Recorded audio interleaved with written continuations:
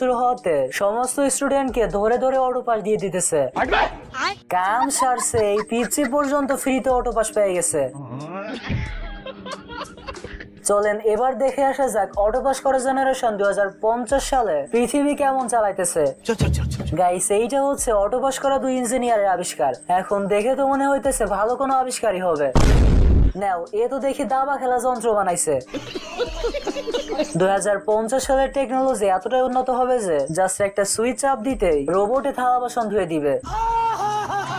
But যেহেতু এটা একটা অটো পাস ইঞ্জিনিয়ারের কাজ, সেহেতু বাকিটা ইতিহাস তো হবেই। अरे क्या हुआ बेटा? তোমাকে ভালোবাসা, আই লাভ ইউ টু। আর তোমাকে বিয়ে করতে চাই। আমার বই বলছে खड़ा हूँ आज भी वहीं। অটো পাস করা ইঞ্জিনিয়াররা পৃথিবীটাকে এতটা উন্নত করছে যে ভেন্ডিং মেশিন থেকে পর্যন্ত গাড়ি কেনা যাইতেছে। বাট এই গাড়ি কিছুক্ষণ যাওয়ার পরই গাইস, এই মালে আবার অতিরিক্ত স্পিডে গাড়ি চালাইতেছিল। এজন্য রানিং অবস্থাতেই পুলিশ এসে চালান কেটে দেয়। এমনকি রাস্তার মধ্যে বিচার হওয়া শুরু করে।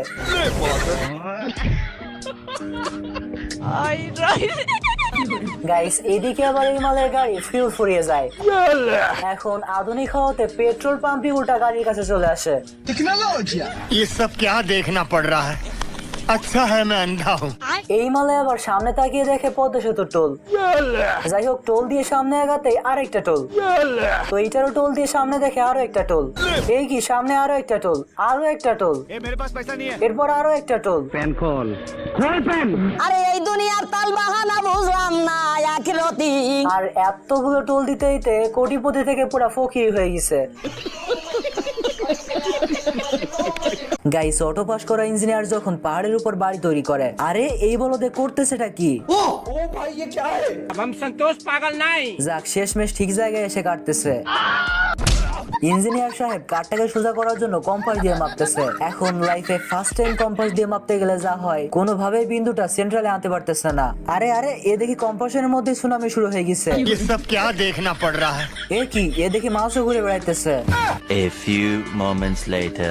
যাই হোক, ইঞ্জিনিয়ার সাহেবের ঘর তৈরি প্রায় শেষ, এখন শুধু রং করা বাকি। বাট চারিদিকে যেই পরিমাণ রং ছড়ানো ছিটানো, তাতে বোঝাই যাইতেছে যে কি পরিমাণ দক্ষ ইঞ্জিনিয়ার। এখন অটো পাস করলে একটা লাভ হয়, কোথা থেকে যে কি হয় এটা আপনিও বুঝতে পারবেন না। যেমনটা ইঞ্জিনিয়ার সাহেব জুতা থেকে রং বের করে স্প্রে মেশিনে লাগিয়ে দেয়, এবং যখনই অন করে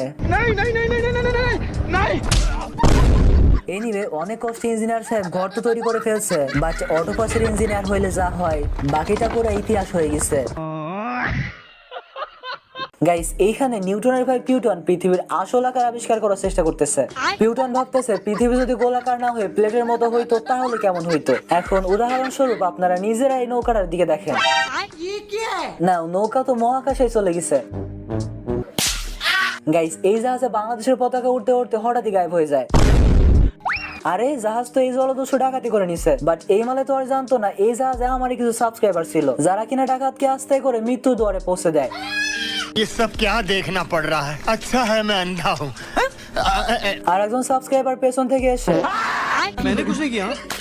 এই না হলে আমার সাবস্ক্রাইবার। এখন ডাকাতির কথা শুনে বাংলাদেশের সব থেকে ভয়ঙ্কর যুদ্ধ জাহাজ আসতেছিল। বাট রমজান মাসে বলদগুলো পড়ে পড়ে তাদের ক্র্যাশের স্বপ্ন দেখতেছিল। শতানার বাচ্চা চরিত্রহীন। আর তখনই সেরির মাইক বেজে ওঠে। আর মাত্র 1.5 মিনিট বাকি আছে। খাইলে খাওয়া, না খাইলে নাই। আদান দিলাই মু। ভাই আজ অমলেট नहीं बनाऊंगा, आज तेल का ऑमलेट बनाऊंगा। না, অর্ডার করছিল সেরি, দিয়া দিছে মিসাইল। साले को बम से उड़ा दूंगा एक बार हाथ में आ जाए तो। বাট দৌড়াইতে দৌড়াইতে মিসাইলের বদলে নিজে ফায়ার হয়ে যায়। এখন যতই হোক, বাঙালি তো মিসাইলের থেকেও ভয়ঙ্কর, কারণ এই মালে একাই শত্রুদের সমস্ত জাহাজ ধ্বংস করে ফেলে, এমনকি সূর্যকেও ছাড় দেয় না। গাইস, এইখানে একটা লোক জুতার ফিতা বাঁধে।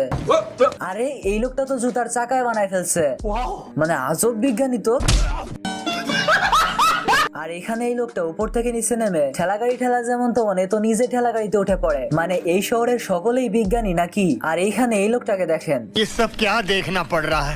মানে এত বুদ্ধি এরা পায় থেকে। আর এদিকে এই মালে তো ব্যায়াম করতেছে, বাট সাথে সাথে চলতেছেও। মানে আমার মনে হয় যখন বুদ্ধি বিতরণ করা হইতেছিল তখন এদের মাথার উপর বুদ্ধির পাত্র ধরে উল্টে যায়। গাইস দোলনা তো আমরা সকলে দেখছি, বাট এরকম দোলনা কি দেখছি? ये सब क्या देखना पड़ रहा है? গাইস এই লোকটাকে দেখে সাদাসিধে মনে হইতে পারে, বাট এই লোকটার ট্যালেন্ট সম্পর্কে আপনাদের কোনো ধারণাই নাই। কারণ এই লোকটা পেছন থেকে একটা চুম্বক বের করে হেলমেটটা সুন্দরভাবে বেঁধে চুম্বকটা ছাড়িয়ে নেয়। আর এইবার আপনারা দেখেন লোকটার কামাল।